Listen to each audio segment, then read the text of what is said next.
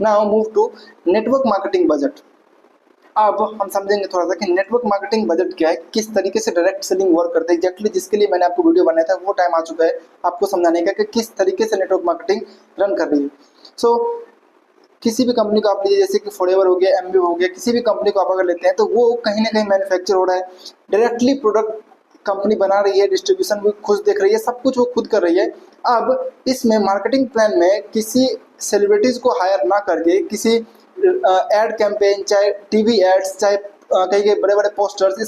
इस सब का पैसा बचा के कंपनी को अपने, सबसे पहला बात तो कंपनी को अपने प्रोडक्ट पे इतना ट्रस्ट है कि उनको लगता है कि अगर कोई मेरा प्रोडक्ट एक बार यूज कर लिया, सबसे बड़ा फैक्टर यही है कि दूसरे कंपनी को लगता है कि मेरे प्रोडक्ट में उतना जान नहीं है, तो अगर मैं बड़े बड़े लोगों के थ्रू हायर करवाऊँ तो क्या पता कि एक को देख के दूसरा खरीदने लग जाएंगे, या फिर क्या कहते हैं, जो सेलिब्रिटी ऐड कर रहा है तो उनको लगे कि वो भी यही फ़ोन यूज़ कर रहे हैं और मैं उस फ़ोन को यूज़ करूँ। सो इसके थ्रू वो चाहते हैं कि प्रोडक्ट में भले ही कम दाम हो लेकिन लोगों तक अच्छे से पहुँचे। लेकिन डायरेक्ट सेलर कंपनी को, जैसे कि फॉरएवर या फिर एमवे, एक हाईली रिस्पेक्टेड कंपनीज है, तो उनको अपने प्रोडक्ट पे बहुत ज़्यादा ट्रस्ट है। तो उनको ऐसा लगता है कि जब कोई प्रोडक्ट मेरा यूज करेगा तो वो, जब वो उस प्रोडक्ट का बेनिफिट समझेगा तो वो खुद ही लोगों को सजेस्ट करेगा कि हाँ, इस प्रोडक्ट का यूज़ ना करके तुम इस कंपनी का प्रोडक्ट यूज़ करो, इसके बहुत सारे बेनिफिट्स हैं। तो डायरेक्ट सेलर यही है। तो जैसे कि आप नेटवर्क मार्केटिंग को जान रहे हो तो आप एक इंडिपेंडेंट डिस्ट्रीब्यूटर बन सकते हो नेटवर्क मार्केटिंग के अंदर, और उनका प्रोडक्ट यूज करके आपको अगर बेनिफिट हुआ तो आप लोगों को समझा सकते हो और लोगों को बता सकते हो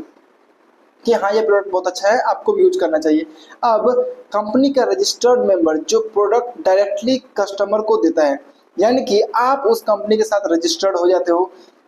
किसी एक तरीके के थ्रू। उसमें कुछ कुछ क्राइटेरिया ये है कि आपका एज 18+ होना चाहिए, तब आप डायरेक्ट सेलिंग का पार्ट बन सकते हो, और आपके पास पैन कार्ड, आधार कार्ड, सारा कुछ डिटेल्स होना चाहिए ताकि कंपनी आपको एक ऑथराइज पर्सन समझे, आपको एक रियल पर्सन समझे। सो उसके बाद कस्टमर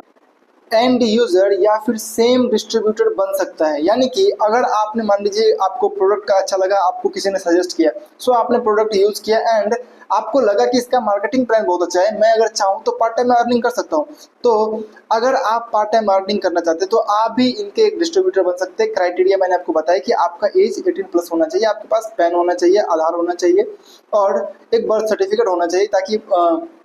उससे प्रूफ हो सके कि आपका एज क्राइटेरिया काफ़ी सही है। तो ये था वो तरीका जिससे कि मैंने आपको बताया कि नेटवर्क मार्केटिंग में और एक ट्रेडिशनल बिजनेस में क्या डिफरेंट है। तो यहाँ से आप समझिए कि दो काम होता है नेटवर्क मार्केटिंग के अंदर। अगर आप एक डिस्ट्रीब्यूटर हैं तो आप प्रोडक्ट को सेल करोगे,